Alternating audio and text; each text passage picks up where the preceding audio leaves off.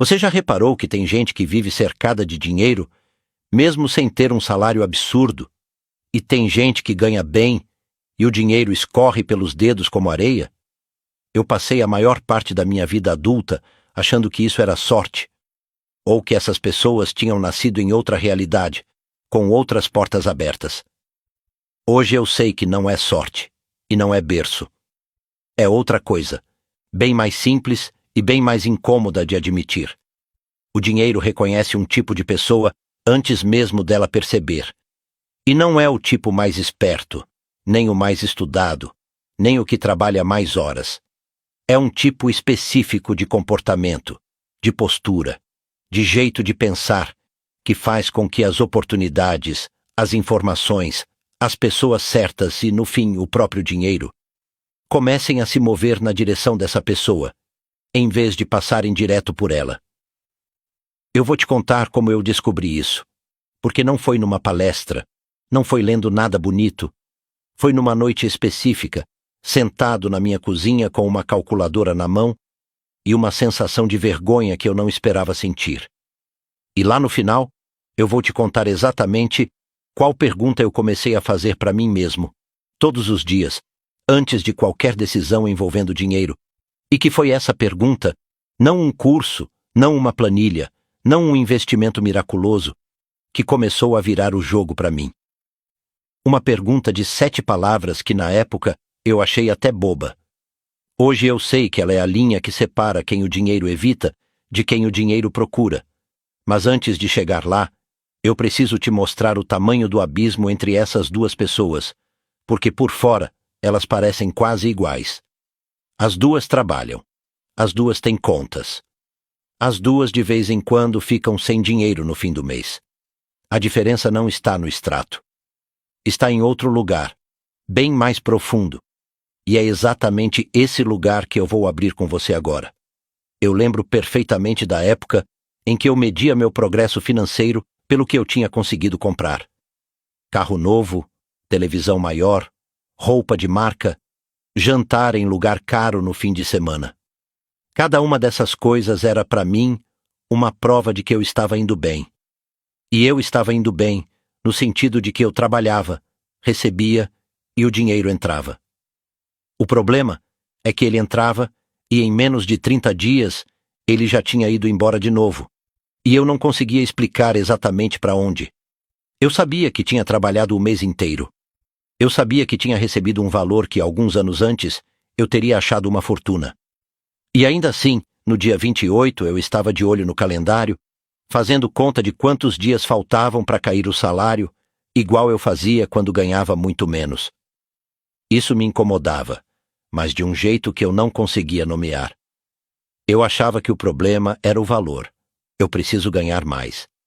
E aí eu ganhava mais, e o problema continuava exatamente do mesmo tamanho, só que com mais um zero.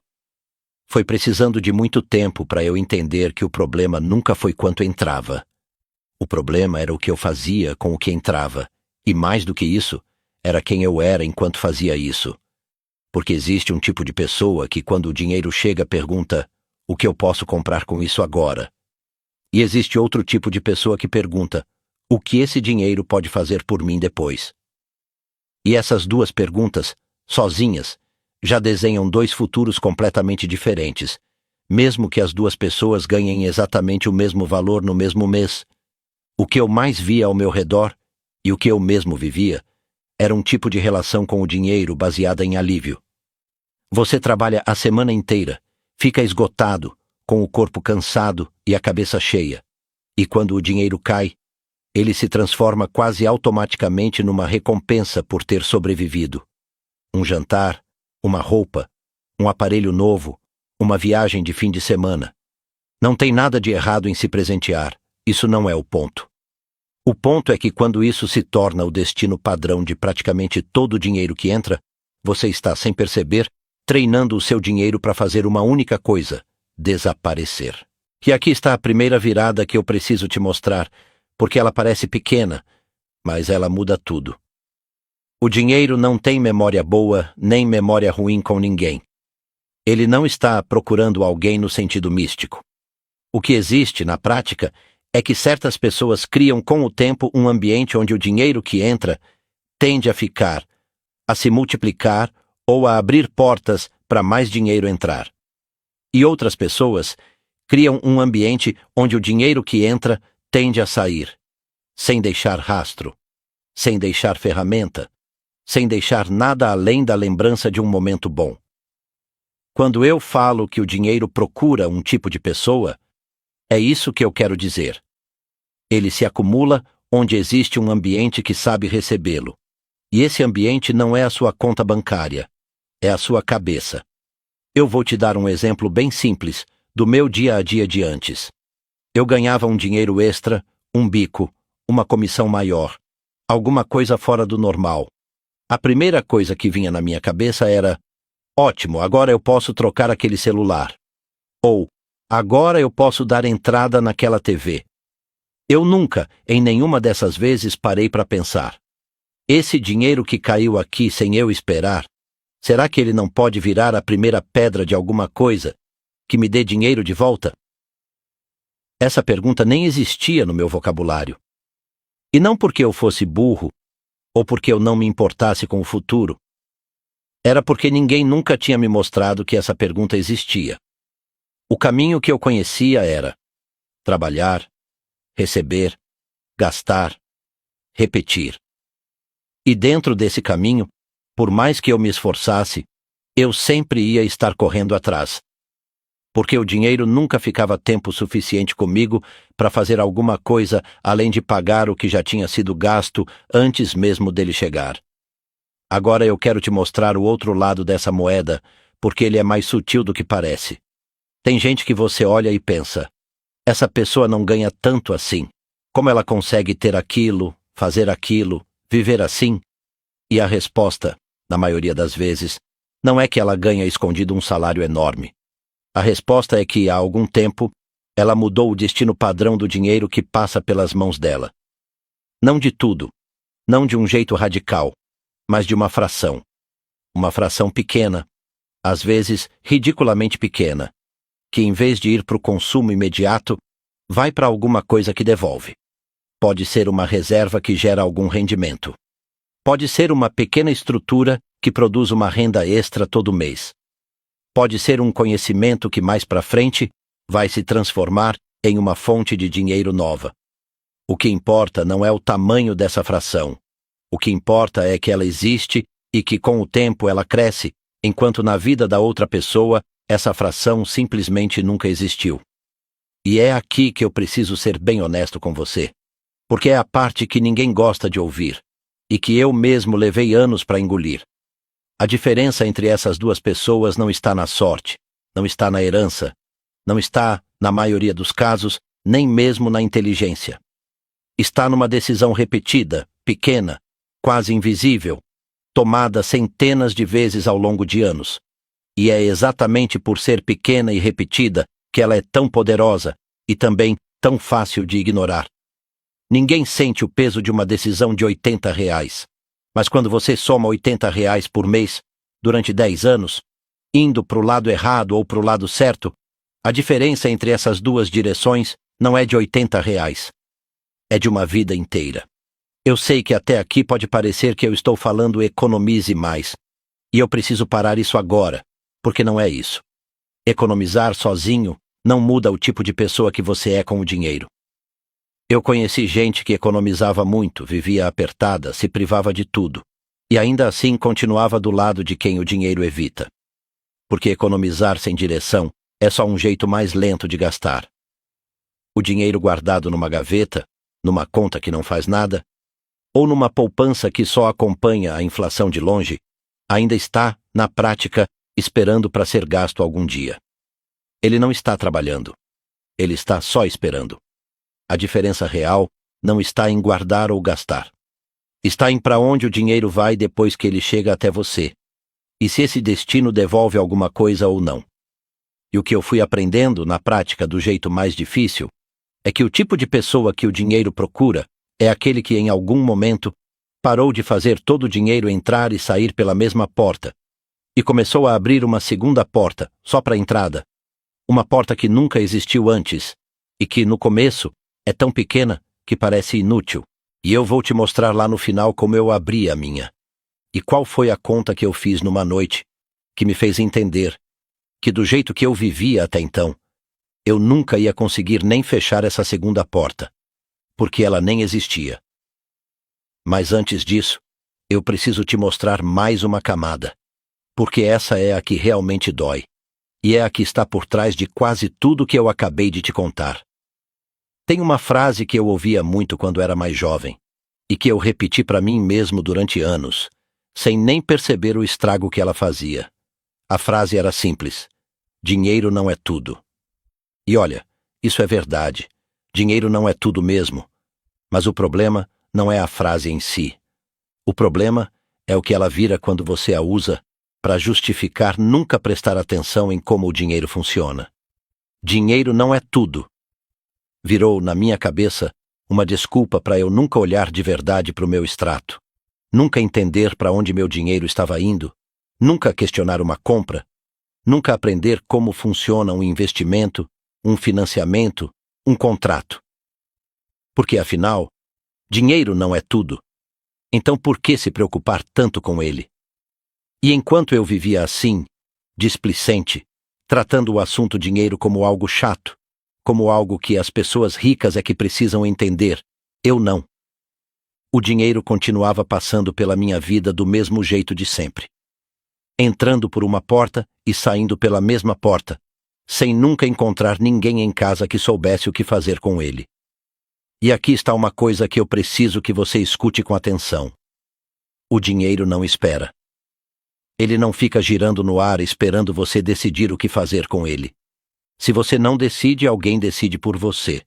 Pode ser o banco com os juros do cartão, pode ser a loja com a promoção que não pode perder. Pode ser o seu próprio cansaço que transforma qualquer sobra em merecimento. Mas alguém sempre decide, e é exatamente nesse ponto que entra o que eu mais quero te mostrar hoje. Porque é a parte que separa de verdade essas duas categorias de pessoa. Quem o dinheiro procura é quem decide primeiro. Não no sentido de ser controlador ou sovina, no sentido de que antes do dinheiro escorrer para qualquer lugar, essa pessoa já decidiu, de antemão, o papel que cada parte daquele dinheiro vai cumprir. Uma parte cumpre o papel de viver o presente, sim, sem culpa, sem sofrimento. Mas outra parte, mesmo que pequena, cumpre o papel de construir o futuro. E quem não decide isso antes, decide depois, na pressa, no impulso, na recompensa imediata, e acaba sempre, dando todo o poder de decisão para o presente, nunca para o futuro.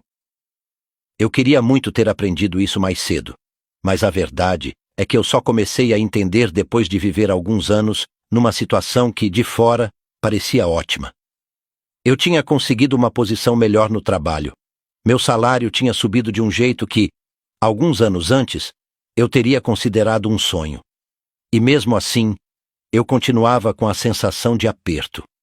Continuava recebendo e, em poucos dias, sentindo que praticamente nada daquilo era meu de verdade, porque já tinha destino certo.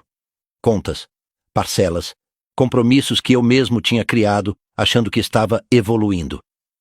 E foi exatamente aí que eu comecei a perceber uma coisa estranha.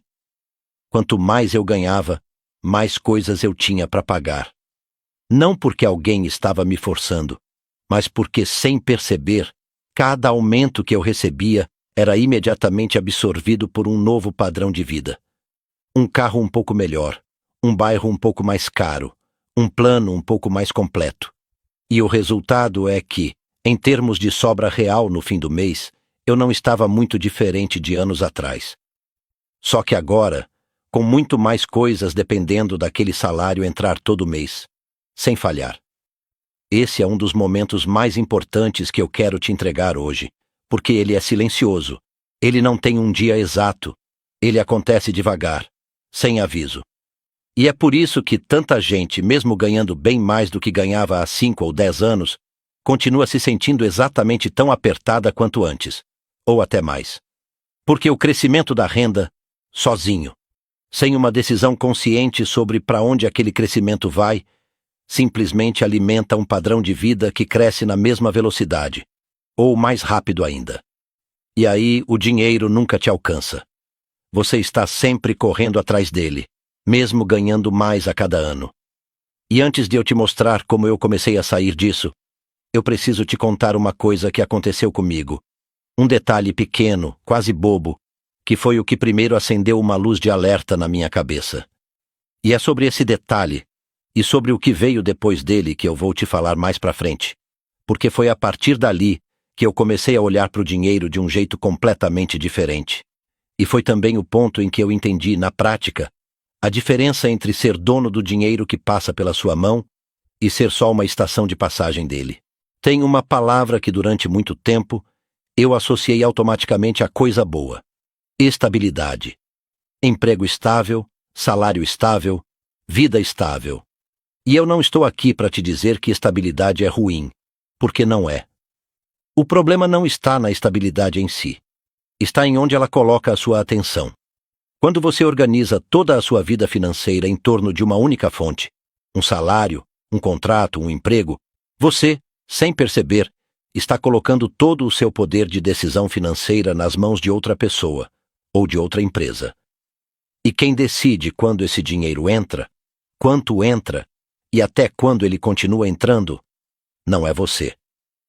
Eu vivi anos achando que ter um bom emprego era sinônimo de segurança. E em muitos sentidos é mesmo, principalmente comparado a não ter renda nenhuma. Mas segurança de curto prazo e segurança de longo prazo são duas coisas bem diferentes. A segurança de curto prazo te diz: este mês está garantido. A segurança de longo prazo te diz: mesmo que este mês específico não esteja garantido por essa fonte, eu tenho outras coisas acontecendo, em paralelo, que continuam gerando algum resultado. E é justamente essa segunda camada, que praticamente nunca é construída por quem vive só dentro do ciclo receber, gastar e esperar o próximo recebimento. Aqui está outra camada que eu preciso abrir com você, porque ela é incômoda, mas necessária. Enquanto toda a sua energia financeira está voltada para trabalhar mais para ganhar mais, você está, no fundo, apostando todas as suas fichas numa única variável: o seu próprio tempo e a sua própria capacidade de continuar trabalhando daquele jeito. E o tempo, a saúde, a disposição, tudo isso tem limite. Chega um momento em que você não consegue simplesmente trabalhar mais para resolver um problema financeiro, porque você já está no limite das suas horas, do seu corpo, da sua cabeça. E se a única fonte que você tem é essa, quando ela atinge o limite, o seu dinheiro também atinge o limite junto. Quem o dinheiro procura, em algum momento, percebe isso e começa, mesmo que de um jeito muito pequeno no início, a construir outras fontes que não dependem diretamente do seu tempo trabalhado naquele exato momento. Eu sei que isso pode parecer distante, abstrato, coisa de quem já tem dinheiro para investir. Mas eu preciso te dizer uma coisa que descobri na prática. O início disso não exige um valor grande. Exige uma decisão pequena, repetida, e principalmente exige que você comece a olhar para o dinheiro que passa pela sua mão com outra pergunta na cabeça. E é exatamente sobre essa pergunta e sobre a noite em que ela nasceu para mim que eu vou falar logo mais, porque ela muda completamente a forma como qualquer quantia de dinheiro, pequena ou grande, se comporta na sua vida. Agora eu quero falar de outra coisa, que talvez seja a mais difícil de admitir de todas: o medo. Não o medo de passar fome ou perder tudo, que é mais raro do que parece. O medo do qual eu estou falando é mais sutil e mais presente no dia a dia do que a gente imagina. É o medo de tomar uma decisão financeira diferente da que todo mundo ao redor toma. É o medo de: e se eu colocar esse dinheiro ali e não der certo?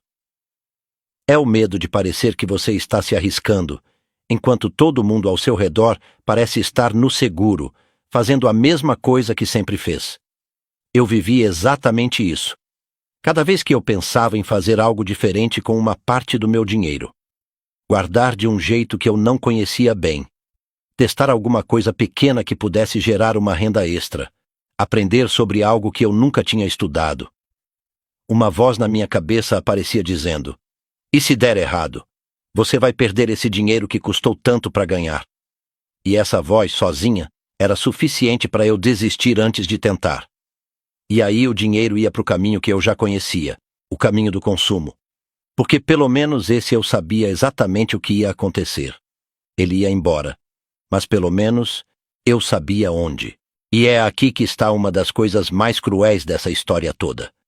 O medo de perder uma quantia pequena, tentando algo novo, é quase sempre muito maior do que o medo de continuar perdendo, mês após mês, ano após ano, a mesma quantia, ou mais, no caminho de sempre. Só que perder no caminho de sempre não dá a sensação de perda. Dá a sensação de normal.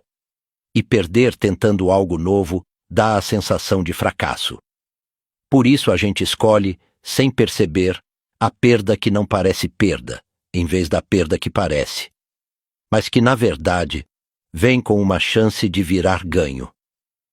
Eu não estou falando de apostar tudo em algo arriscado, nem de sair fazendo qualquer coisa só porque vi alguém ganhando dinheiro com isso. Estou falando de uma mudança de postura, parar de tratar qualquer movimento diferente com o dinheiro como ameaça e começar a tratá-lo como experimento. Um experimento pequeno, controlado, do qual você pode sair a qualquer momento, mas que, se der certo, abre uma porta que antes nem existia. E é exatamente isso que eu fiz, sem saber, naquela noite que eu prometi te contar. Eu não decidi virar investidor, nem começar um negócio. Eu só fiz uma conta, com um valor que hoje eu acho até engraçado de pequeno, mas que na época me deixou sem dormir. E foi essa conta que mudou, de verdade, o tipo de pergunta que eu passei a fazer antes de qualquer decisão com dinheiro. Antes de chegar nela, deixa eu te mostrar mais uma peça desse quebra-cabeça, porque ela é fundamental para entender por que essa conta teve o efeito que teve. Existe uma diferença enorme entre duas formas de olhar para qualquer coisa que você compra ou em que você coloca dinheiro. A primeira pergunta, que é a que praticamente todo mundo faz, é: eu posso pagar isso? A segunda pergunta, que quase nunca é feita, é: depois que eu pagar isso, esse dinheiro continua de algum jeito trabalhando para mim, ou ele simplesmente desaparece? A primeira pergunta é sobre o presente. A segunda é sobre o futuro. E o engraçado é que a primeira pergunta sozinha sempre vai te dar uma resposta que parece responsável. Sim, eu posso pagar. Está dentro do orçamento. Não vou ficar no vermelho. E é por isso que ela é tão perigosa quando usada isoladamente. Ela te dá a sensação de estar sendo cuidadoso, enquanto na prática, ela não diz absolutamente nada sobre se aquela decisão vai te aproximar ou te afastar do tipo de vida que você quer ter daqui a 5, 10, 20 anos. Eu vivi anos respondendo só a primeira pergunta. Eu posso pagar essa parcela? Sim, então tudo bem. E somando tudo bem atrás de tudo bem, eu construí uma vida inteira de compromissos que, individualmente, pareciam totalmente razoáveis, mas que juntos formavam uma estrutura que não deixava nenhum espaço para essa segunda pergunta nem existir. Porque na prática, todo o dinheiro que entrava já tinha destino. Pagar pelo sim eu posso pagar de decisões passadas. E é justamente sobre o momento em que eu finalmente parei para fazer a segunda pergunta, de um jeito brutal, com números reais na minha frente, que eu vou te contar agora. Porque foi ali, numa cozinha, com uma calculadora velha e um pedaço de papel, que eu descobri uma coisa sobre a minha própria vida que eu vinha evitando ver havia anos. A história é simples. Eu tinha acabado de pagar a prestação de um financiamento, daqueles longos, de muitos anos, de um bem que na época eu considerava uma das minhas maiores conquistas.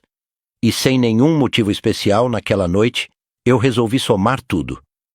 Não só a prestação, tudo o que aquele bem me custava todo mês. A prestação em si, o seguro obrigatório, a manutenção, os impostos, os custos extras que apareciam de vez em quando e que eu nunca tinha juntado numa única conta antes. Cada coisa, separada, parecia pequena. Juntas, formavam um valor que, quando eu vi escrito naquele papel, Eu precisei reler 2 vezes para ter certeza de que tinha feito a conta certa. Aquele valor, todo santo mês, saindo da minha vida. E aí eu fiz a pergunta que até aquele momento nunca tinha cruzado pela minha cabeça. E quanto desse dinheiro volta para mim de algum jeito em algum momento? A resposta era 0. Não pouco. 0. Aquele bem que eu tratava como uma das provas de que eu estava indo bem na vida, na verdade era uma máquina de tirar dinheiro da minha vida, mês após mês, sem nunca devolver um centavo. E o pior, eu tinha orgulho daquilo. Eu mostrava aquilo. Eu sentia que aquilo me definia. Foi ali que eu entendi. De um jeito que nenhuma explicação teórica tinha conseguido me fazer entender antes. A diferença entre uma coisa que tira dinheiro da sua vida para sempre e uma coisa que, de algum jeito, devolve. E entendi também que praticamente tudo que eu tinha acumulado até aquele momento, tudo que eu mostrava como patrimônio, se encaixava na primeira categoria. Coisas que custavam, que se desgastavam, que perdiam valor e que nunca, em nenhum momento, colocavam R$1 de volta no meu bolso. E reagende isso com a sua própria vida por um segundo. Pega tudo que você paga todo mês, sozinho, sem juntar com mais nada, e pergunta para cada item: esse dinheiro volta para mim de algum jeito? Ou ele só sai? Você não precisa fazer nada com essa resposta agora. Só precisa ouvir ela. Porque é exatamente dessa pergunta, feita de novo e de novo, todos os dias, em decisões pequenas, que nasce o tipo de pessoa que o dinheiro começa a procurar.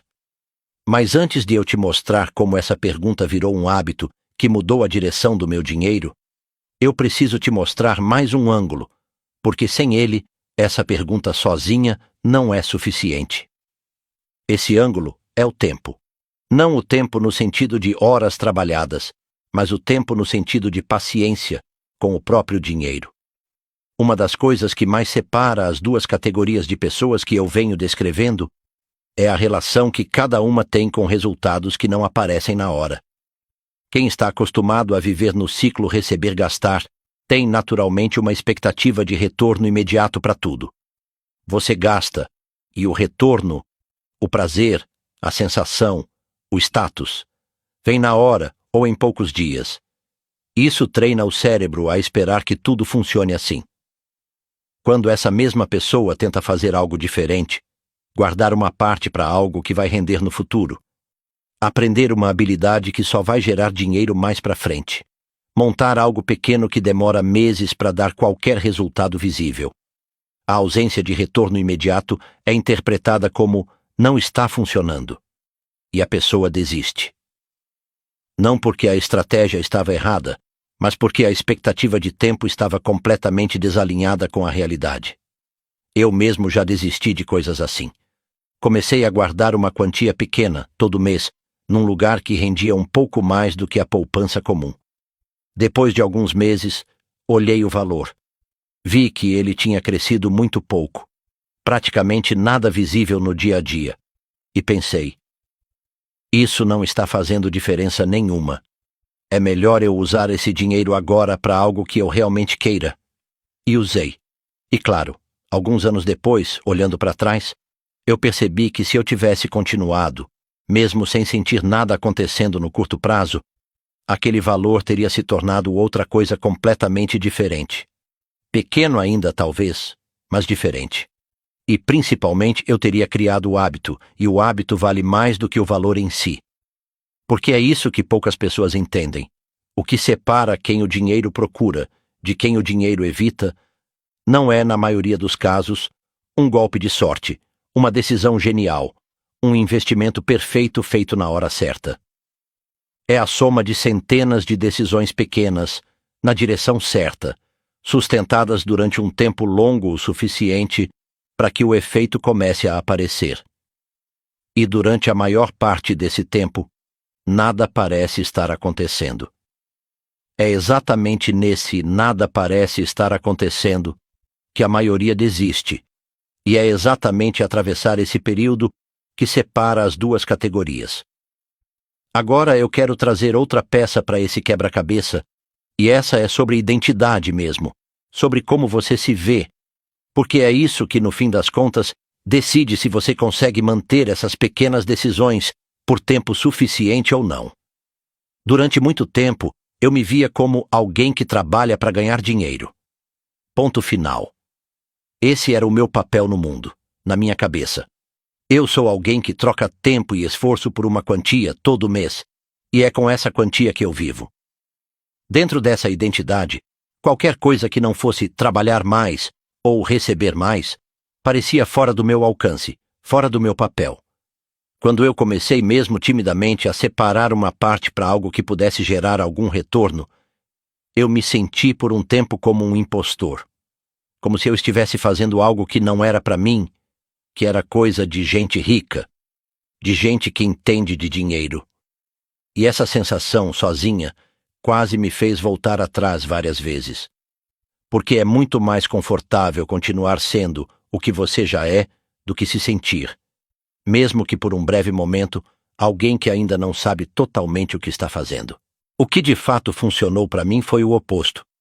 Uma mudança pequena, sustentável, que eu conseguisse manter mesmo nos meses ruins, mesmo quando algo saía do controle, mesmo quando eu estava cansado e sem paciência para pensar em dinheiro. Porque é justamente nos meses ruins que se decide se um hábito é real ou se é só entusiasmo passageiro. Se a sua nova vida financeira só funciona quando tudo está perfeito, ela não é uma mudança de identidade, é só uma fase. E fases acabam. Por isso, a pergunta que eu vou te entregar agora não é sobre fazer algo grande. É sobre fazer algo pequeno, sempre, de um jeito que se encaixe em qualquer mês, bom ou ruim. E é justamente por ser pequena e constante que ela tem o poder que tem. A pergunta é essa: esse dinheiro volta para mim ou vai embora para sempre? 7 palavras. Eu sei que parece simples demais para ser o grande segredo que eu fui construindo até aqui. Mas eu preciso te dizer, a força dessa pergunta não está na complexidade dela. Está na frequência. Porque a partir do momento em que ela entrou na minha cabeça, ela não saiu mais. Toda vez que o dinheiro ia para algum lugar, uma compra, um gasto, uma decisão, essa pergunta aparecia automática, sem esforço. E o mais interessante é que, na maioria das vezes, a resposta continuava sendo: não, esse dinheiro vai embora para sempre. E está tudo bem. Porque grande parte do dinheiro, no dia a dia, realmente vai embora. É assim que a vida funciona. É assim que se paga o que precisa ser pago. É assim que se vive bem. A mudança não estava em fazer toda a decisão virar um investimento. A mudança estava em, pelo menos algumas vezes, a resposta começar a ser sim, esse aqui volta. E cada vez que essa resposta aparecia, mesmo que fosse para uma quantia pequena, eu sentia que estava colocando mais um tijolo numa estrutura que, mês a mês, ano a ano, foi crescendo. Não rápido. Não de um jeito que dava para ver de uma semana para outra, mas de um jeito que, olhando para trás depois de alguns anos, era impossível não notar.